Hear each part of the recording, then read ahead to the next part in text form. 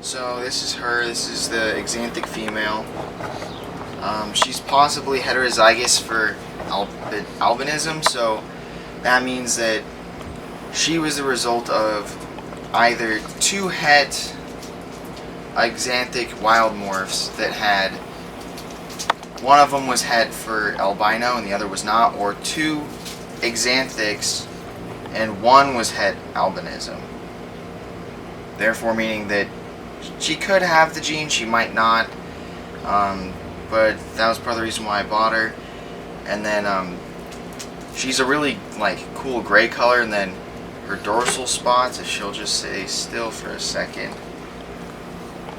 right here is really light gray. This has been a couple days after having her, so she's settled in a little bit at least. So I've had her for a couple of days now. She's getting a little bit more used to it, but I need to get more substrate for her bin. But she's a very aware snake. She's also a lot bigger than I was expecting. I really didn't know how big she was going to be, but I'm going to feed her this weekend too, just to get her a little fattened up, because she will be probably breeding size by next breeding season. Same with my male, so hopefully I'll get to test out whether or not she has the albino gene or not, because if she does, all the babies will come out as albinos, het for exanthic. And I'll probably go, for the next video, I'll go more into just some basic stuff with genetics, and I'll use my snakes and my geckos as examples. But she's well, this is a decent sized bin, so she's a lot bigger than I was expecting. And I don't know, my favorite part about her though is the fact that from these dorsal spots on, it just really fades, and then the more pronounced spotting on the side is sort of underlaid with black. So I don't know, this is just a really exciting thing for me, because I've never actually purchased a snake through the mail. The last time I purchased an animal online was a chameleon, and so this is just kind of a different thing in general, because I also wanted to buy from the person I bought this from, which is Hardcore Hognoses. They're based in Florida. I met him at a Florida Reptile Expo while I was there, actually when we were there for that previous video. And after meeting him, I saw all the snakes he had and was really excited about purchasing from him, because he makes a lot of really good snakes in terms of morphs, and in terms of pricing he's really well priced.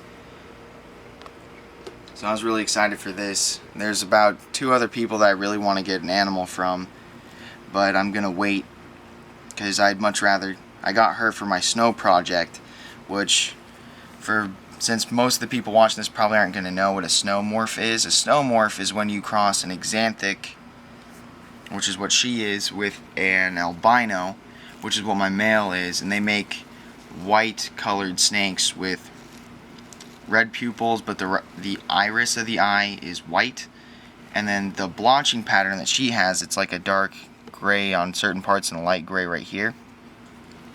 On a snow, it's actually more of a pink color tinted with white. So I'm really excited, because either way I'll be able to make them, because if I breed her to my albino and she doesn't carry the albino gene, I'll just have to breed those offspring together to get snows, as well as exanthics and albinos. So I'll kind of get all 3 of the things I want, even though they'll come out as normal babies. But if she does carry it, they'll all be albino, some carrying the exanthic gene, and then all of them actually should carry the exanthic gene. So then I can breed them to each other, or breed some back to the mom, breed some back to the dad for some genetic variability. And then my other female that's a wild type, I can breed some of those babies to her and produce normals. So either way, I'm going to be able to produce a decent variety of things with the amount of snakes that I have. So I'm very excited. Next fall is going to be very interesting.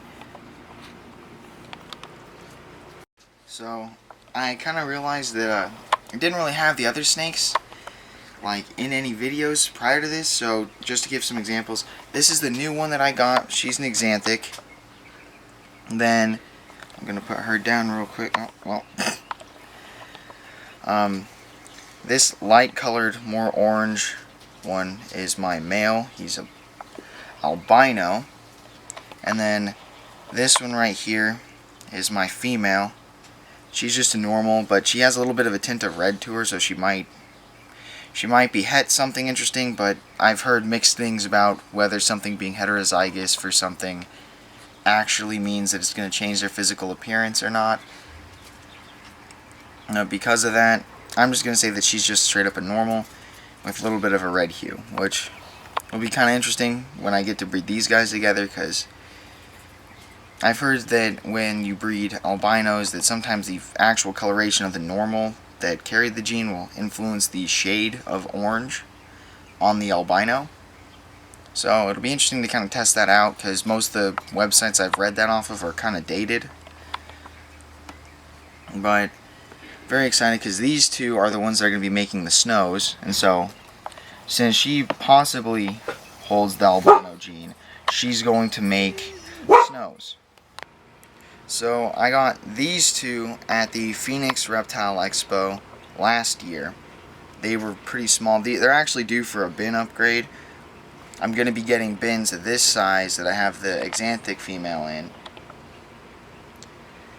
But I thought I'd just kind of overall talk about my first impressions of this species. And I had, you know, kind of a off-puttishness about snakes when I first started, like, being interested in having a hognose, because, well, these guys, their main defense is to play dead. Or, I don't know if she'll... Oh, yeah, she's hooding up a little bit. They'll try to get their neck puffed out and act like they're bigger than they actually are to try to scare you. But their main way to try to inspire fear in the things that will try to eat them is getting in your face and hissing a lot. The Eastern hognose is very common for doing this. A lot of people know the Easterns for it. The Westerns, like, she's... There we go. That was a good one, but I don't think we got that in shot.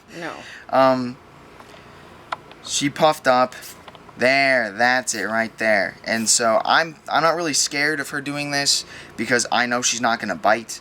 I've never gotten bit by any of my Western hognoses, and the only times I've heard of people getting bit is based on a food response, which is basically when a snake is conditioned to the opening of their enclosure to associate that with food and only food instead of handling.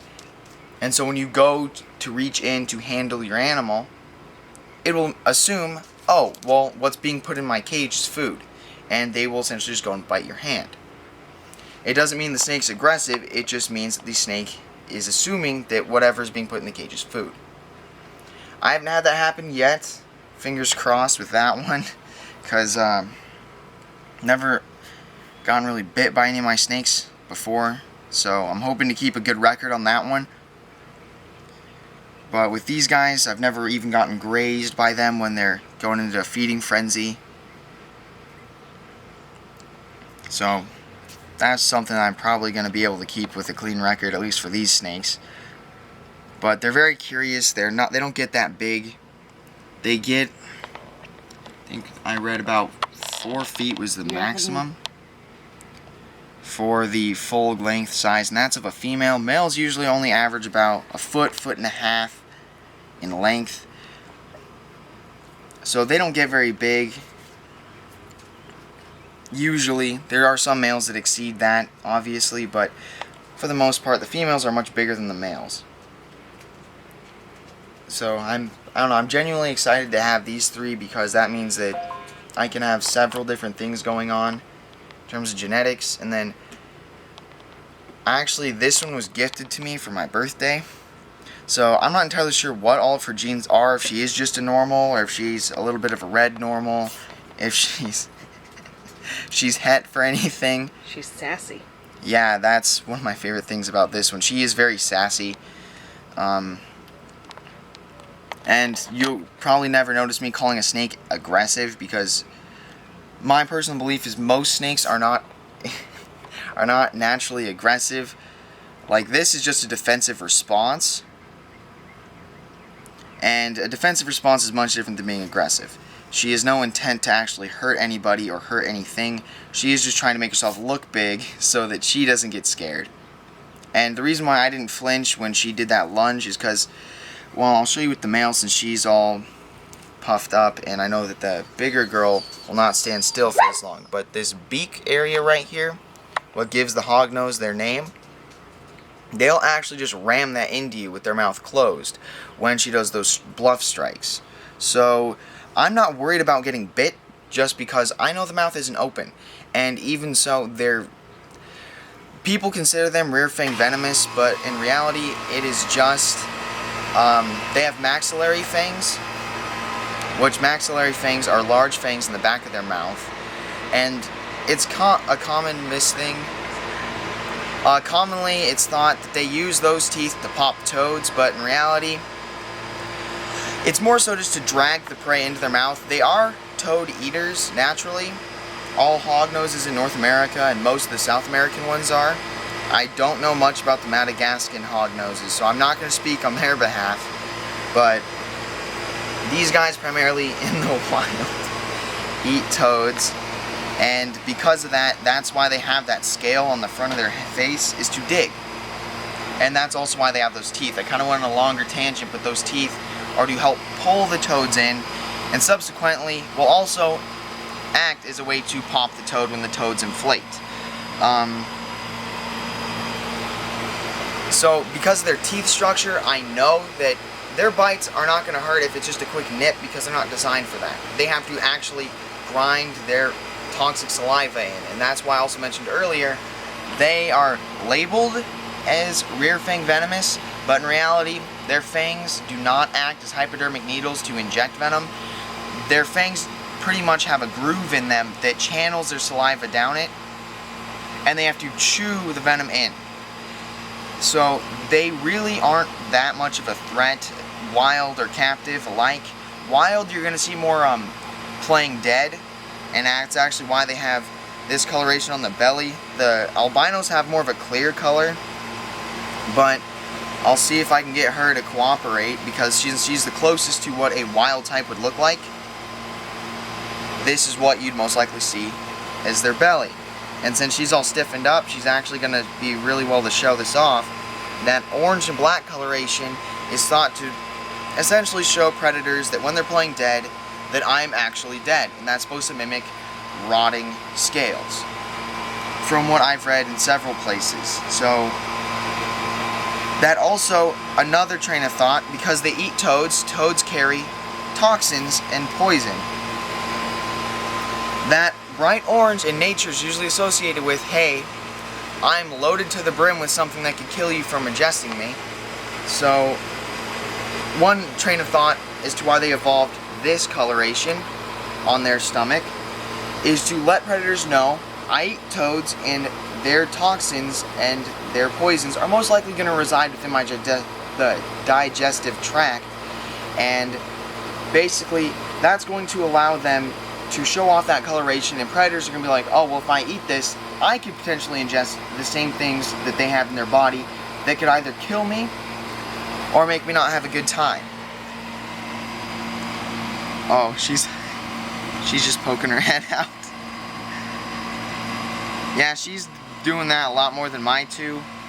These two, the albino stays on the surface a lot, whereas my normal, she actually really likes to be underneath. I had to dig her up for the video. These two have names. This is Percy, and this is Andromeda. Hadn't really come up with a name for this one yet, but it might be along the same theme of Greek mythology, might not be, but I'm just super excited. I'm hopefully going to get my next Western Hognose project is most likely going to be the lavender morph, because it makes animals purple. And if I am going to get another Hognose, it's probably going to be, again, through Hardcore Hognose. I highly recommend checking them out on Instagram. That's where I got her from. He makes a bunch of other cool reptiles, mainly Hognoses, obviously. But he has a couple, I think he had tricolor Hognoses in the past. So check him out if you're interested in the Hognose snakes.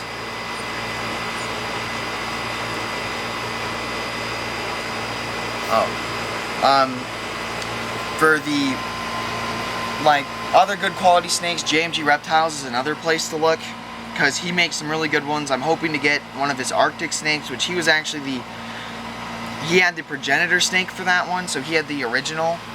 He's the only person that found that morph, and I'm really excited to work with those as well, mixing them with albinos. But those are my next two projects, is the Arctic and the lavender, but it's probably going to be a bit before I do that. That's pretty much it for now. The next video is going to be on genetics. It should be up either the middle of this week or next weekend. But yeah, these are the Western Hognoses I currently have. And that's pretty much it for the video.